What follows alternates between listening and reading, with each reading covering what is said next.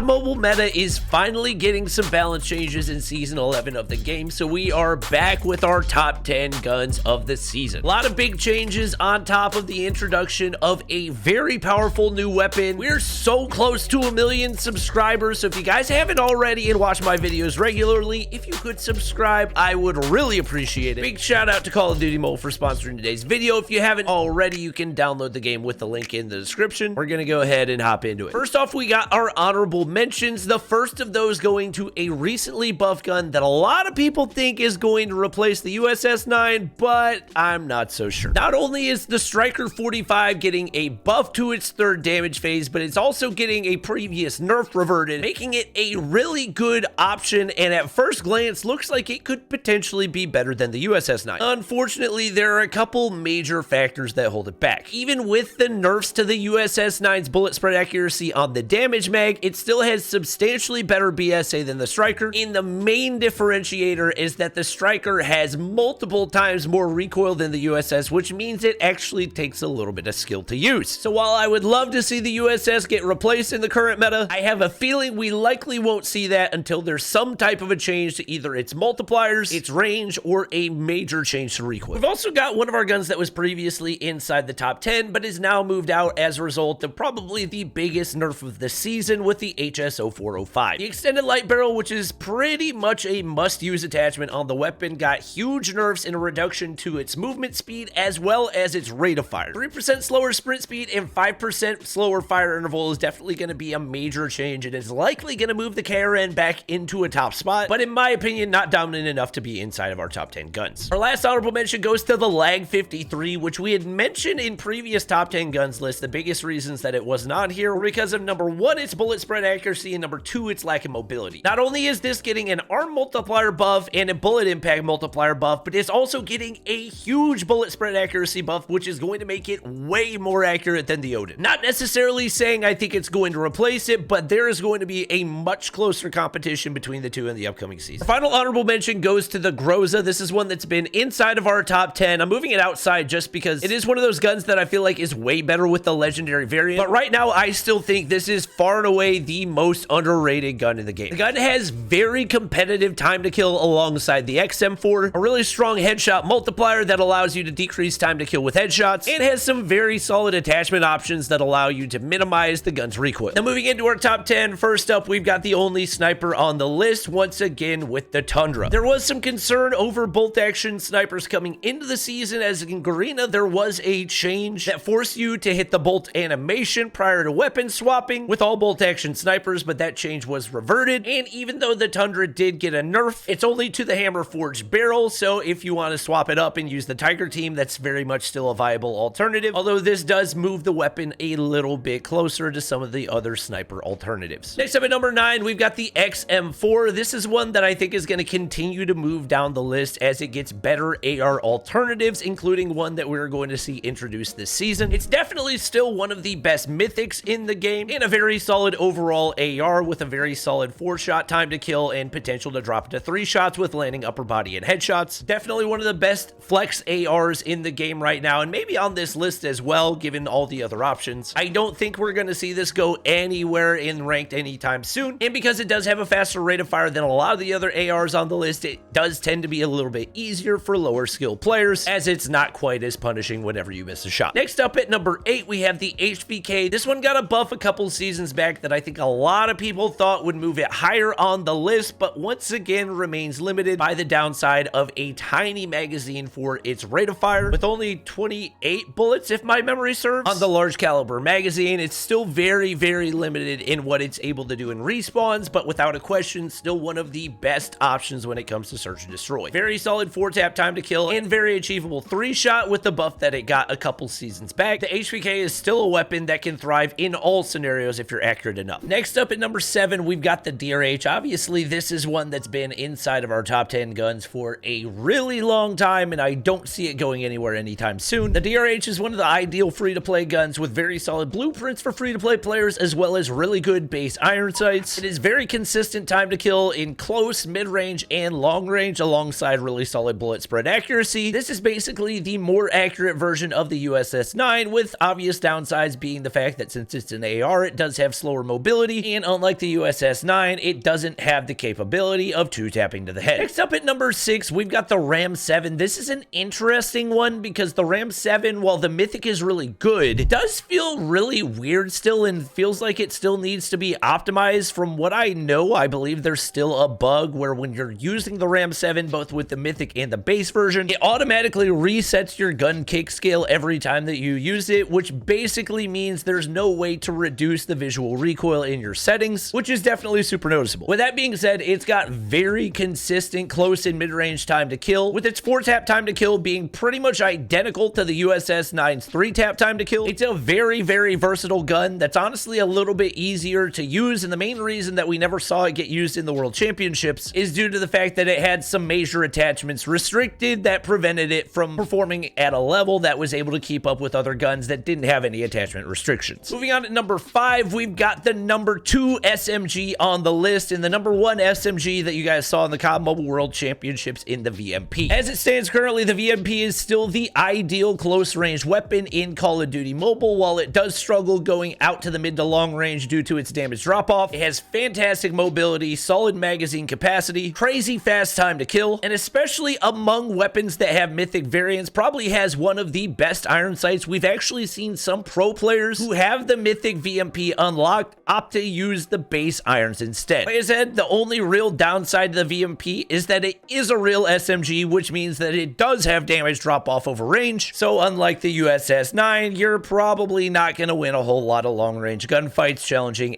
ARs and marksman rifles. At number 4, we've got the Odin, the fastest firing 2-tap AR in the game. I don't think anybody will be surprised to see it maintaining its spot on the list, with a lot of people still asking for its mythic variant to return. The Odin's time to kill in close range is very difficult to beat and makes for a better alternative to a lot of marksman rifles for a lot of players due to the fact that it's fully automatic. Weapons like the SO14, the SKS, and the Type 63 are a little bit more difficult to use if you're a thumbs player due to the tap firing nature of the gun. Like I said before, I am interested to see how the accuracy buff to the Lag 53 is going to impact its comparison to the Odin, but for the time being, the Odin does have substantially better 2-tap consistency, which is the major upside of the weapon, and having that option to lock in with the mythic variant makes it a lot easier to use as well. Coming in at number 3, we've got the newest weapon in the COD Mobile lineup in the SO14 Marksman. Now, the SO14 is starting a bit of a new era in Call of Duty Mobile. This gun has 96 attachments, or maybe it's 94. I don't think it really makes a difference one way or another. But naturally, with those 96 attachments, there are a lot of different ways to build the weapon. Now, one of those attachments allows you to turn the SO14 into a fully automatic assault rifle. Obviously, there are major downsides to compensate for that, otherwise it would be completely busted. And even prior to being launched in global, the weapon already got a buff in the Garena version that added a ton of damage across all different ranges. Those buffs made the marksman version of the gun a little bit more competitive with the Type 63, although I would still put the Type 63 a little bit ahead. But with the fully automatic conversion attachment, it actually becomes the best long-range AR in the game, and here's a few reasons why. Number 1, it has almost identical rate of fire to the XM4 while being better in a lot of different ways. It has higher base damage in the first damage phase, which means you're going to be able to 3-tap a lot more consistently, especially with it having a high headshot multiplier. Number 2, it has a ton of attachments once again, which means you can build it to play however you want it to. But number 3, and most importantly, the biggest factor that makes the SO14 a top-tier assault rifle in the game is that it has infinite 5-tap range. This, combined with the fact that it has one of the best bullet spread accuracy statistics in the game, makes it an absolute monster in the mid to long range, while still having solid enough mobility to be competitive in the close range. I think with the addition of the mythic into the game, more than likely having a digital iron sight, we could potentially see this move into the number 2 spot, if not the number 1 gun in the game. Now, once again, this is all based purely off of the statistics, but I would say I have a pretty good track record of predicting weapon success in the current meta based off those numbers. If any of you guys disagree with me, feel free to let me know down in the comments. I would love to know why. Moving into the number 2 spot, we once again have the Type 63 as the most dominant long-range weapon in the game. While the SO14 Marksman variant does look very exciting, the Type 63 does have a much more competitive second damage phase, which means it can 1-tap to the head from anywhere on the map. It also does still have a faster rate of fire than the SO14, magazine, and better mobility in a lot of different important stats that just put it head and shoulders above the rest of the marksman rifles in its category. And even though it got another nerf this season, it was only a 10%